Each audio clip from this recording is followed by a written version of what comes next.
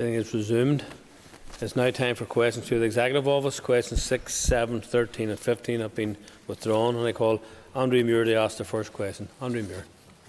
Number 1, Mr. Speaker. Deputy First Minister. With your permission, I'll answer questions 1 and 12 together. The delivery of the Coronavirus Travel Agents Support Scheme is now complete and has paid out £1.2 million in support to our travel agents who have faced losses as a result of the pandemic. Payments have been made to all applicants who have met the eligibility criteria of the scheme. The scheme was one element in a wider support package provided to businesses. An unprecedented range and volume of financial support has been provided throughout the COVID-19 period since March 2020. This has all been aimed at preventing businesses from closing and protecting as many jobs and livelihoods as possible. While there is no consideration being given to a further specific scheme for travel agents by TEO, the Executive has funded in full the Department for the Economy's comprehensive Economic Recovery Action Plan for this financial year. The Executive has also agreed the COVID Recovery Plan, which is designed to accelerate economic health and societal recovery to deliver sustainable economic development for all. Supplementary, Andrew Muir. Thank you very much, Mr. Speaker, and I thank the Deputy First Minister for her response in relation to the support for travel agents. The ability to travel safely around Northern Ireland is of paramount importance. Will the Deputy First Minister join with me in condemning the hijacking of yet another bus last night, wishing the driver and the passenger well in terms of a speedy recovery after what was a horrendous incident, and join with me and others in calling for the rule of law to be upheld throughout Northern Ireland? Thank you to the member for that question, and absolutely concur with everything that he said. I mean, the burning of buses, whether that be in Newtownards or Rathcoole or anywhere else, is just totally unacceptable. And of course, I'm sure everybody in this chamber would want to send our thoughts to the bus drivers involved and also those people that were also taken off the bus, because this is dangerous activity, it's reckless activity, and it should be condemned rightly by everybody across this society. There can be no going back, and I think what we need today is calm and steady leadership, and what we need today is less of the sabre rattling and more of political leadership whenever it comes to ensuring that this type of activity is not on our streets. Supplementary, Paul Frew. Speaker, no doubt this money was very slow getting down onto the ground to the people who needed it, not least the travel agents. But what discussions, Minister, is taking place with our sovereign government in order to bring reassurance to both travel agents and travellers that they won't be impeded unnecessarily from travelling and leaving these shores? There's a range of meetings happen between our own local ministers here and both ministers in Westminster. Indeed, we engage regularly with Scotland and Wales also in terms of travel, particularly within the common travel area, and try to find common ground. We obviously understand that this is a sector that's been really hardly hit. The tourism sector as a whole has been really hard hit. So I'm glad to say that we have been able to support businesses somewhat. Obviously, we'd always want to do more, but unfortunately it isn't always within our capacity to be able to do that. But we have reached out to, I think it's over 165 of the travel agents who are actually able to avail of the scheme. So I'm glad to say that's the case, and that money has all been paid out. And I think there's a number of or maybe perhaps a number of applications still being assessed, but I'm glad to say the support has got out to the industry, and going forward we need to look about how we can help this industry. Thank you, Deputy First Minister. Can I ask, why is the financial support for travel agents the responsibility of the Executive Office rather than the Department for the Economy? Can I welcome the member to her new role as Chair of the TEO Committee, and look forward to working with you. In terms of our own selves taking forward this scheme, it happened at a time whenever this sector was left out of every other scheme that was developed. That's actually unfair to say that, but they were able to avail of a range of other supports that were offered. However, I think that in this case we couldn't, travel didn't necessarily sit under other departments, and certainly the Department of the Economy refused to bring forward a scheme, so the Executive Office stepped in and brought forward the scheme. Thank the Joint First Minister for her update on the scheme so far. Can I ask her to detail what other support has been made available to the sector?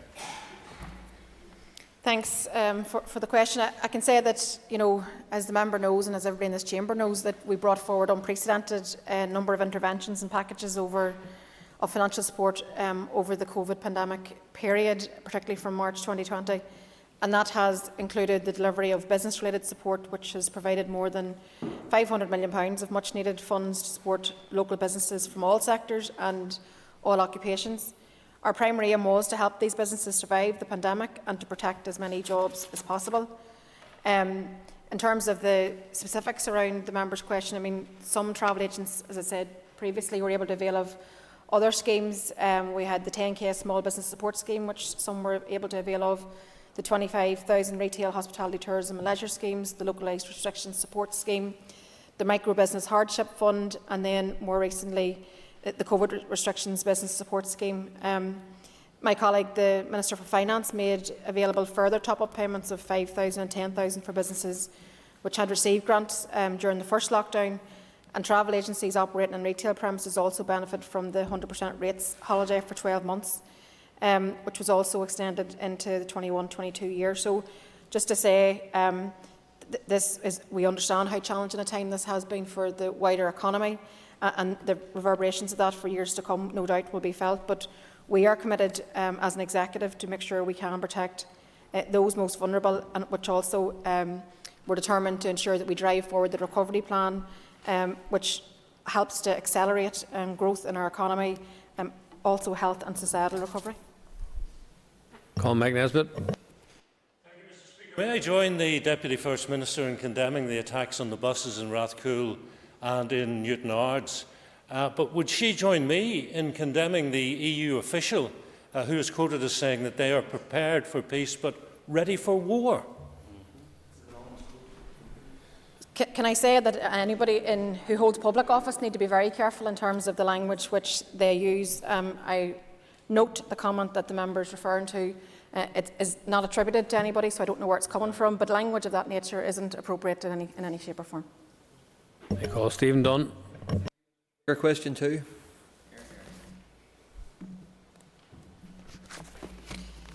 The First Minister and I hosted a roundtable discussion on the 14th of October with representatives of the 6 institutions identified in the Hart Report as being responsible for systemic failings, and asked to make appropriate contributions to the overall cost of the Historical Institutional Abuse Redress Scheme.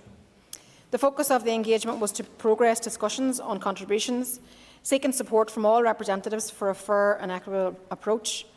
The conversation was constructive, I have to say, and it was forward-looking. This work will be taken forward at pace, with separate bilateral discussions with the respective institutions already underway, and that's being led by our independent facilitator, Paul Sweeney. Victims and survivors of historical institutional abuse have our full support, and we're determined that they will receive the acknowledgement, support and redress that they deserve for the pain that they have lived with over many years. Acceptance of responsibility from all concerned and recognition of the harm caused are both crucial in helping victims and survivors to move forward with their lives. We have made good progress in the last year with redress payments being made to victims and survivors, but we must continue the momentum towards the full implementation of the outstanding recommendations in the Hart Report, including on the contributions from the institutions. Stephen Dunne, supplementary. Thank you, Mr. Speaker, and thank the Deputy First Minister for her answer. Can I ask her just for an update on the review of the compensation process as announced in July of this year to try and speed up the application process for survivors and families of such abuse? Thank you. I can't remember if I have previously welcomed you to the Chamber. I just want to say you're very welcome, and I had a good working relationship with your father, and I hope that we can also share that good relationship. You will be aware that back in the Assembly on the 5th of July, a motion was passed calling for a review of the redress process, and I was able to respond to that motion at that time. And to support the importance of it, 18 months on, of examining the experiences of the redress process and also making improvements that are identified as being needed. Our officials have held a series of engagement meetings with the victims and survivors groups to discuss the terms of reference for the review. The draft terms were shared with the groups for consideration in late October, followed by a short series of meetings and calls with key groups representatives before the terms of reference were put to ministers for approval. I call Daniel McCrossan. Mr. Speaker, and I thank the Joint First Minister for the answers to the question so far. Deputy First Minister, why have the victims of HIA still not received a public apology, and where do the blockages lie in that regard? I think that, as I said in my initial answer, it's so crucially important that we continue to make progress on all these things, and they're all interlinked. So I'm pleased to report that significant progress has been made across a whole range of the key recommendations. However, officials in consultation with the Commissioner for Survivors and Childhood Abuse, so COSIGA, are working on the proposals for the content and timing of a public apology, and that builds on our understanding of the importance of approaching an apology with care but also with sensitivity and rooting it in the experience of HIA victims and survivors. An apology project group has been established and is operational. The group discusses practical arrangements with a focus on ensuring that victims and survivors are supported before, during and after the apology has been made.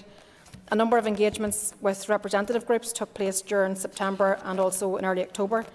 And I think it's fair to say that these have been challenging but also very constructive engagements. Officials have also arranged meetings with representatives of the 6 relevant institutions and government departments referenced in the Hart report. And engagement with groups highlighted the need to consider how the review of the HIA redress process sits alongside apology delivery. So it's our intention to work towards a timely apology being given to victims and survivors, and this means that ministers can engage with victims and survivors in person in an appropriate and also, most importantly, in a meaningful way. Call Paula Bradshaw. Thank you, Deputy First Minister, for your answers in relation to the apology. In particular, I wonder, could you provide the House with an update on the work around historical clerical child sex abuse? Thank you. I just have information in terms of today, in terms of the work that we're doing with the institutions, and we've been engaging with the 6 institutions.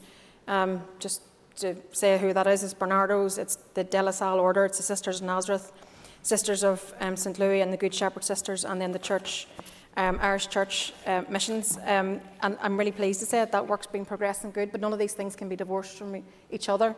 And certainly victims groups from different who've been hurt in different ways, or perhaps by different organisations, are watching what's happening across the board. So I'll provide in writing a more detailed piece for the member. Call John Stewart. First Minister, a lot of very powerful and wealthy institutions were responsible for this institutional abuse. What legal powers does the Northern Ireland Executive have to compel such institutions to compensate victims? So can I firstly say that we're hoping that we're able to get goodwill, and these institutions will work with the Executive, and that's the work that's underway at this moment in time. And I'm glad to say that we have our independent facilitator, following on from the meeting that we did, a larger group meeting, that they're actually working individually with each one of the organisations that I just previously mentioned. And I think what's important is that we get people to buy into the fact that they have a responsibility to respond here, both with financial redress, but also the apology and everything else in terms of support services. So that's a very focused conversation that's happening, and we expect to get a readout of that over the course of the next couple of weeks. And then we can progress this on to the next stage. I hope we don't ever have to reach for legal powers, but if we have to, then so be it. But I really hope that we don't do that to victims and survivors, or certainly that the institutions don't force us to do that to victims and survivors. I call Jonathan Buckley. Thank you, Mr. Speaker. Question number 3. With your permission, again, Can Corley, I'll answer questions 3 and number 9 together. In relation to support for the bereaved, the First Minister and I are extremely sympathetic to the issues affecting bereaved victims and survivors, and we're very keen to address their needs and acknowledge the ongoing loss that's been felt by many. We were delighted to be able to announce the reopening of the VSS scheme for bereaved victims in April, meaning that the new VSS clients are able to access financial support as of the 27th of October this year.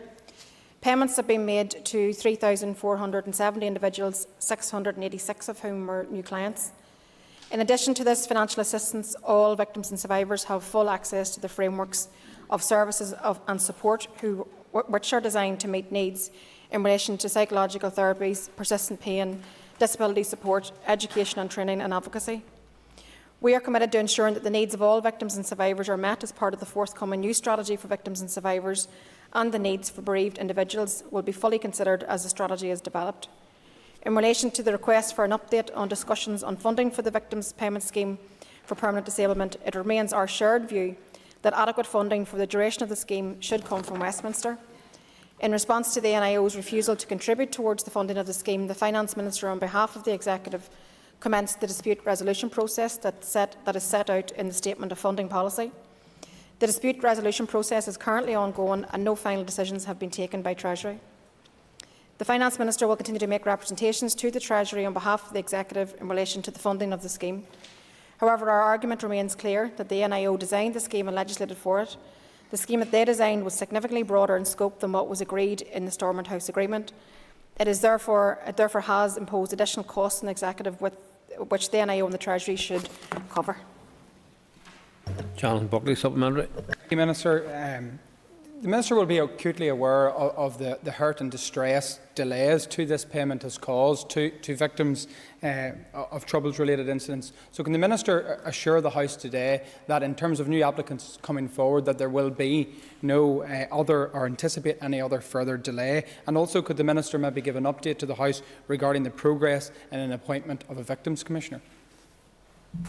So just in terms of the first point, I'm glad to say that we have secured, despite the ongoing conversations that we're having with the Treasury, we have secured 19 million for the 21-22 financial year, and we also had established the 6.7 million set-up costs, so there's no delay in terms of that. And whilst we pursue the dispute resolution with the Treasury, and then in terms of the development of the new Commissioner, I'm glad to say that we are making progress, that the recruitment process is well underway.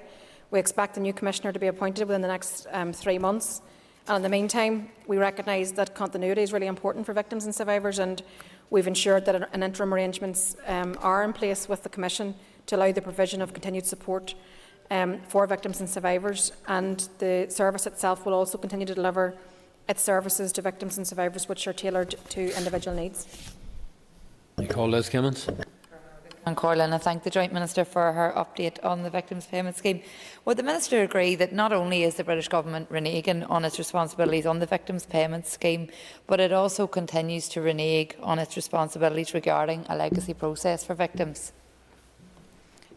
Yeah, I mean, as the member knows, a way forward for dealing with legacy was agreed by the main parties, the Irish Government and the British Government, back in Stormont House in December 2014. And for the last 7 years, the British Government have reneged on its commitments and blocked progress towards the establishment of the agreed legacy mechanisms. Victims have raised their concerns time and time again, and yet the British Government remain tone deaf. They have not only been rejected locally by victims, the NGOs and political parties, but internationally by UN experts and the Council of European Commissioner for Human Rights. I think the publication of the British Government's command paper back in July is without doubt yet another slap in the face to victims. This command paper, as I said, was rejected by the parties in this chamber and by victims and survivors.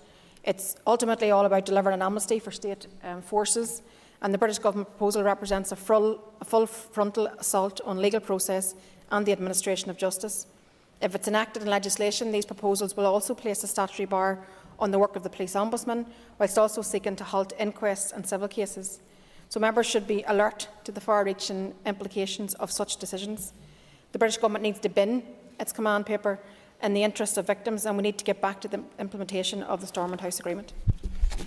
I call Dolores Kelly.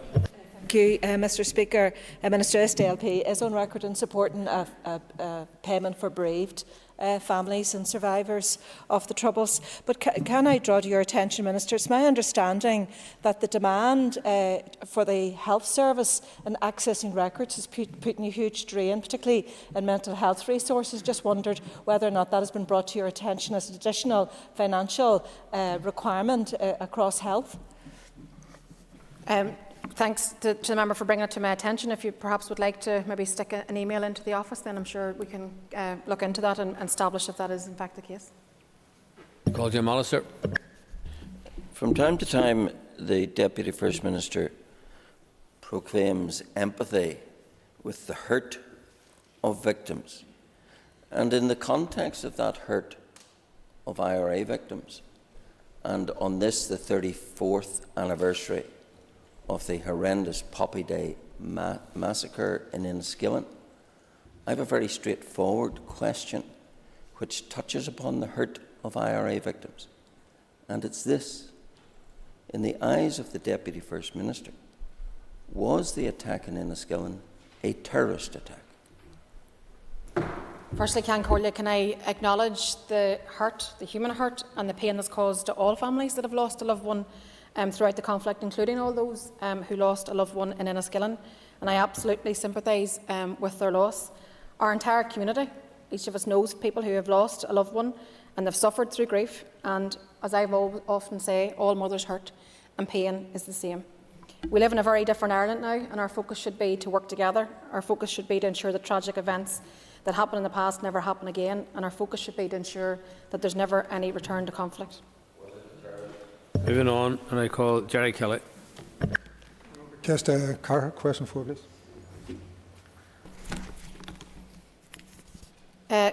Can Corley, with your permission, we'll answer question 4 and 7 together, and Junior Minister Kearney will answer these questions.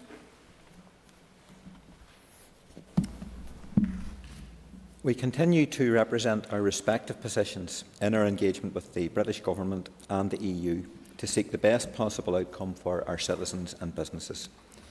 Maros Šefčovič met with the leaders of the main political parties here in October following the publication of the EU non-papers. The joint First Ministers met with David Frost and Brandon Lewis, Secretary of State, on the 26th of October to receive an update on their ongoing discussions with the European Union, during which they stressed the need for certainty and the importance of involving our officials in technical discussions aimed at developing solutions. It is intended that a further meeting will take place this week. Our officials also regularly engage with officials in the Irish Government to discuss matters of mutual interest. The Executive remains committed to meaningful and timely engagement with the British Government and the EU to ensure that both are fully aware of the impacts of any solutions proposed and how they will work in practice for our community. Jerry Kelly, supplementary. Margaret, I was going to begin lesson Agrap Lahayan Agrap Goji Shaw. The protocol obviously provided necessary mitigations and protections from the negative effects of Brexit, and it's clear that many businesses are now benefiting from the fact that they can get access to both the European and the British markets. In light of the comments from the European Commissioner, which he mentioned, Vice President Maros Šefčovič, and his talks to the British Government, can the Minister give us elaborate on the current situation in terms of that, please?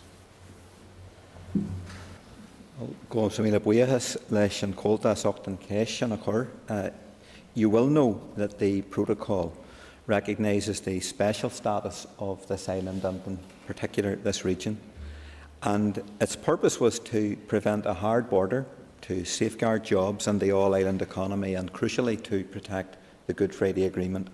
But significantly, as you mentioned, it also does provide a unique dual market access for local businesses, manufacturers and our agri-food sector to both the British single market and the single European market. And yes, I am concerned after hearing what Maros Šefčovič said on Friday, that he has seen no move from the British Government towards finding solutions on the smooth implementation of the protocol. His comments regarding the British Government's potential triggering of Article 16 to seek the renegotiation of the protocol would have serious consequences, and it should ring alarm bells, I believe, right across this House, particularly at a time when the clear and unequivocal message from members right across the House, from within local businesses, from within manufacturing sector, our farmers and wider civic society, that the need for stability, certainty and solutions should be secured. If I can also add, the conduct of this particular British Government throughout these negotiations has been absolutely duplicitous and disgraceful, because they've shown absolutely no regard for any of the citizens or any section of our society here in the North, nor indeed the democratically expressed wishes of this Assembly. And I was struck by the comments made by former British Prime Minister John Major on Saturday, when he said himself that triggering of Article 16 is likely to cause a price for all of our society, with an approach being taken by the British Government towards these negotiations that has the subtlety of a brick. I call Matthew O'Toole. Thank you, Mr. Speaker.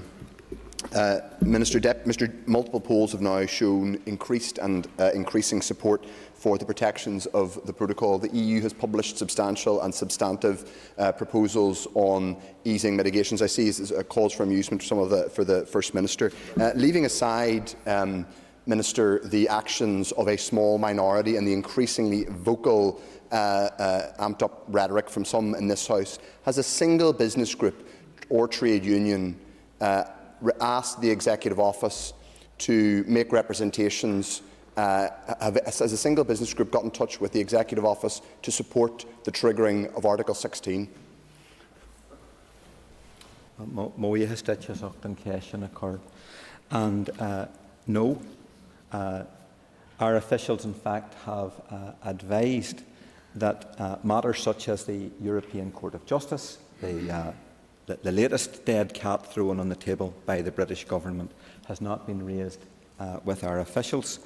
I think, and you alluded to this, I think that recent polling carried out under the auspices of Queen's University and more recently Liverpool University indicate that in fact there is a general pragmatic contentment with the protocol, recognising the necessity of the protocol. Of course, as you and I will both recognise, we'd much rather not see a protocol because we'd much rather not have Brexit, given that it was put in place to try and mitigate the worst effects of Brexit.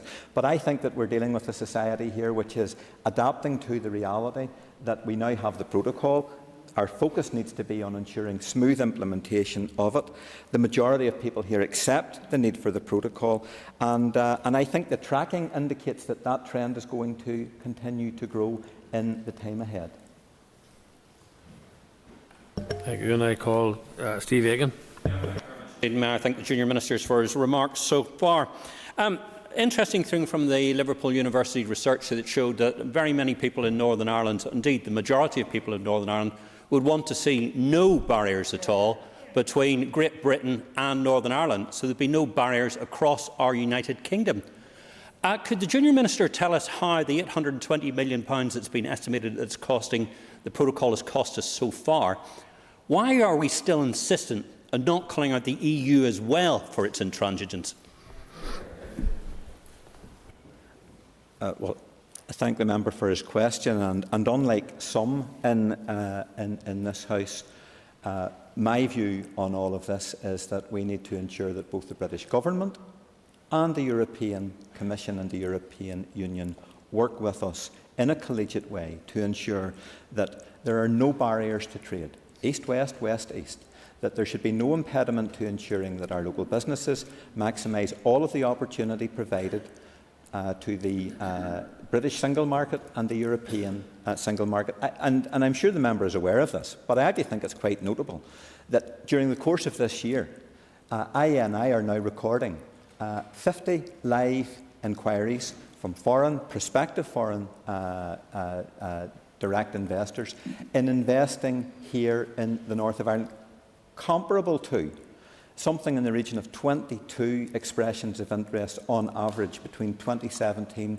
and 2020. So I think we have a job of work to do to ensure that we work together, to ensure that we do have reduced friction in relation to trading issues and trading opportunities, and that our businesses are poised to maximise the opportunities that in fact are available to them in the time ahead. And just in terms of exchanging figures and statistics, I'm sure the member is aware that the Office for Budget Responsibility is now estimating that on emerging trends, Brexit itself is now going to cost the British state more than the actual pandemic.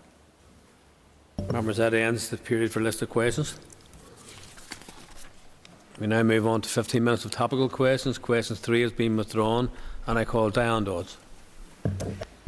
Thank you, Mr. Speaker. Mr. Speaker and Deputy First Minister, you will know that next year, 2022, marks Her Majesty's Platinum Jubilee, and you will acknowledge that Her Majesty is much admired across all of the community here in Northern Ireland. What will the Deputy First Minister do to ensure that this remarkable event and this long service of history to people within this kingdom is recognised and rightly celebrated?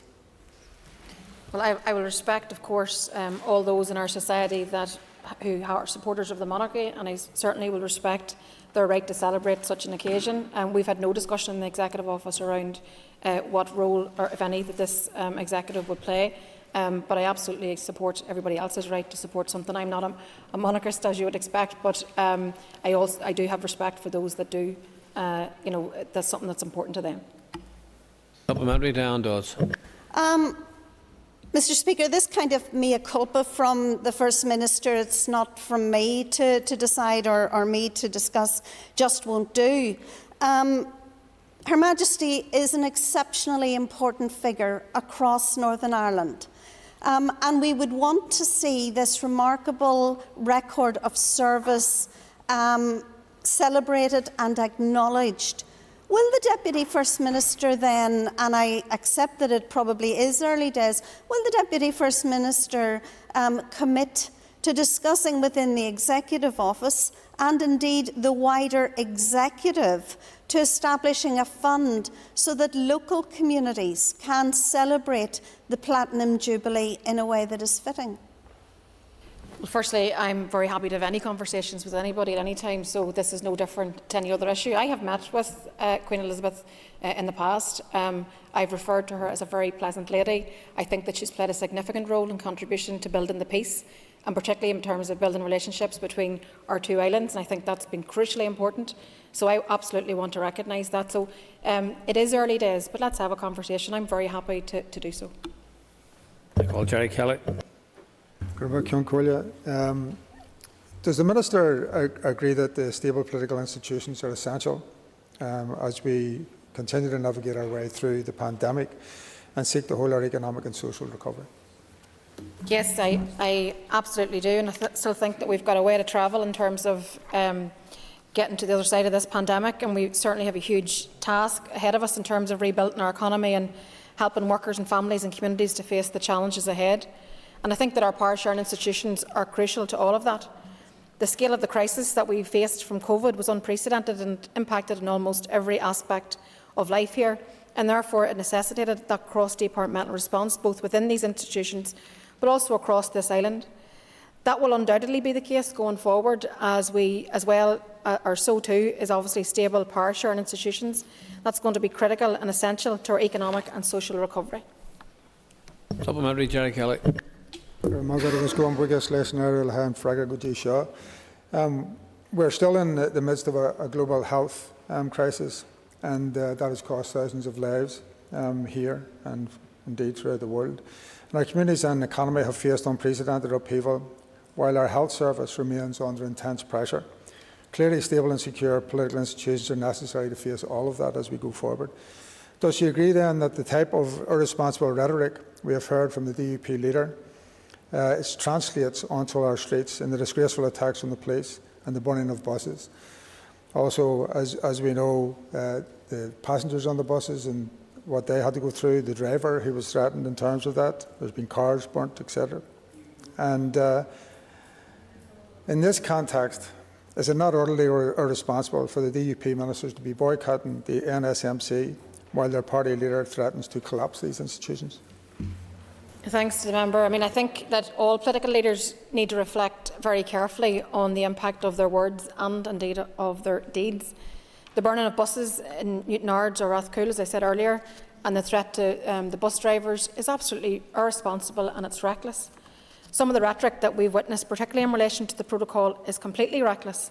It's dangerous and it often bears no resemblance to the actual reality that we all face. So I think it's utterly appalling that we now see that being translated, that dialling up of rhetoric, that dialling up of the language, not being translated onto violence in our streets.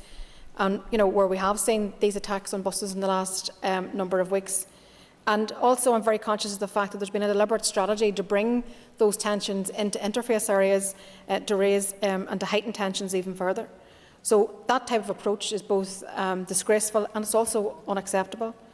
So not only should the DUP be condemning this violence, they should stop feeding the narrative that inflames it and indeed also even encourages it. And I think that the unlawful boycott of the NSMC is part of that. So too are the repeated threats to the institutions and the constant incitement around the protocol. So I think that this is a time for responsible leadership and an end to the reckless and damaging rhetoric. But it's also a time for calm and responsible leaders to step forward, to reduce tensions and to ensure that there is no further escalation of violence in our streets. Stuart Dixon. Deputy First Minister, last week the Government announced funding for the Community Prosperity Fund, a pilot for the Shared Prosperity Fund, which is to replace European social funding in Northern Ireland. Does the Deputy First Minister consider the way in which this fund has been operated as a complete and utter slight, not only on her department, but also all ministerial departments here in Northern Ireland?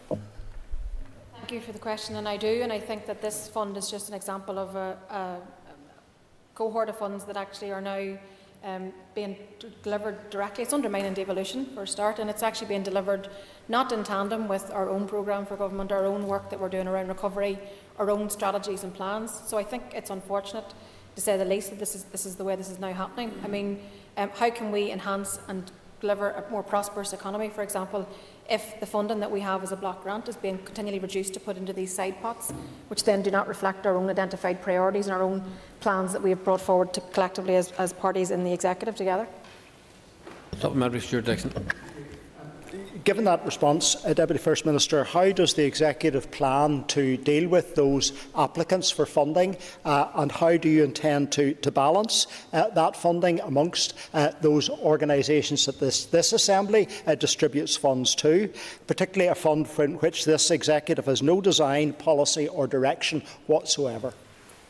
And therein lies the problem, that we haven't got the ability to input into these schemes, and the Finance Minister has taken this up directly on behalf of the Executive with the Treasury. He's working with his counterparts in both Scotland and Wales, who also are facing the same scenarios that we're facing.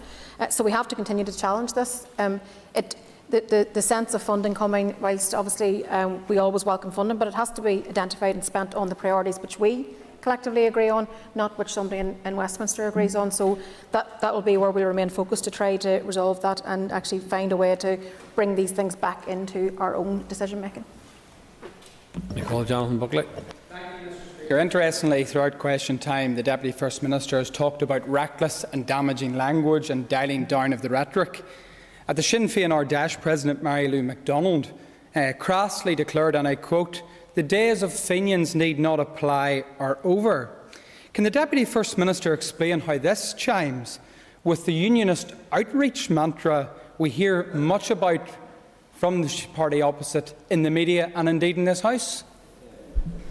As I've said to the member before, for such a young man, I think you should be more focused in the future than you are in the past. I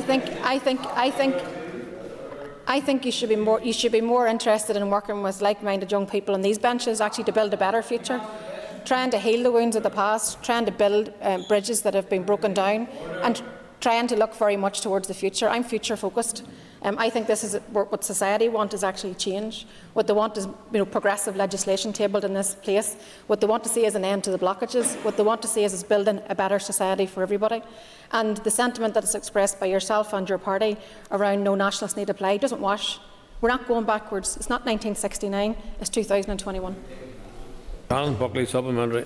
Not 1969, so I'll bring the Deputy First Minister maybe to 2012. When referencing discrimination, did the Deputy First Minister, or indeed Mary Lou, have a word with her colleague, Conor Murphy, who in 2012 became the only executive minister ever to be found guilty of discrimination on the basis of religion, in this case a Protestant? The tribunal at the time said that during Mr Murphy's time as DRD minister between 2007 and 2011 there was a material bias against the appointment of candidates from a Protestant background. So can I ask the Deputy First Minister, when it comes to representation on public bodies, are the days of no Protestant need not apply over within Sinn Féin?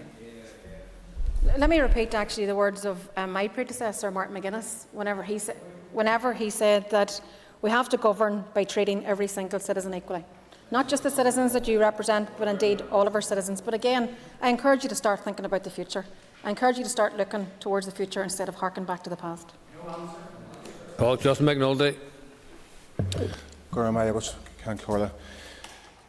Joint First Minister, last Tuesday, All Saints' Day, the families of the disappeared walked silently to the steps of this place to lay a wreath and flowers in memory of their loved ones whose remains have been lost for decades. Their annual All Souls' Day walk shows respect, honour and reverence for their dead family members whose souls remain lost. Their lost souls continue to haunt the families. I do note that no one from your party was there, of course, because you continued to cheerlead the shadowy figures who abducted, tortured, murdered and secretly buried their loved ones. Can I ask you, what will you, as First Minister, do and say to ease the pain of the families of the disappeared?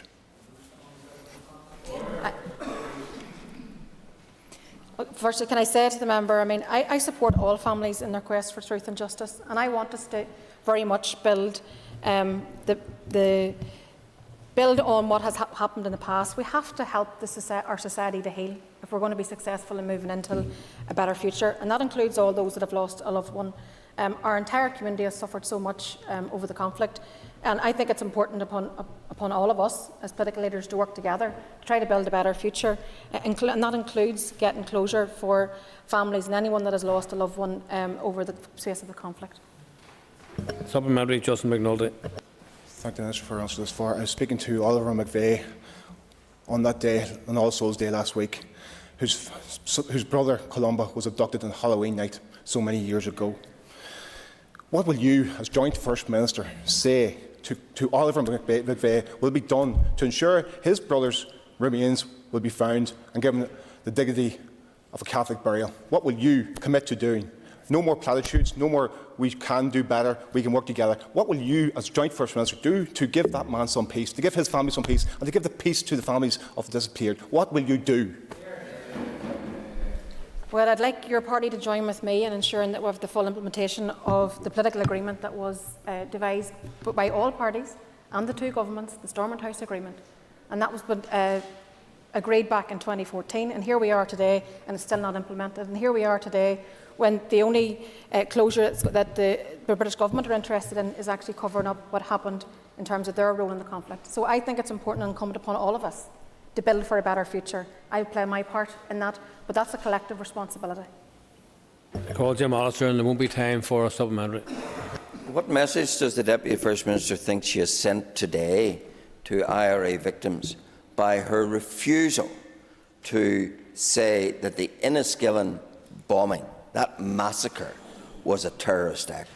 Why would innocent victims not conclude that she and her party continue to endorse and justify that brutal, vicious, hideous murder and all else that went along with it?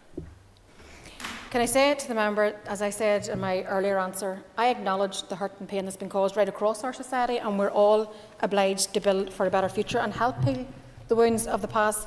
But let me say this chamber isn't the place for inflammatory language. This chamber isn't the space for inflammatory language by grown-ups, supposed grown-ups like yourself and many, many others.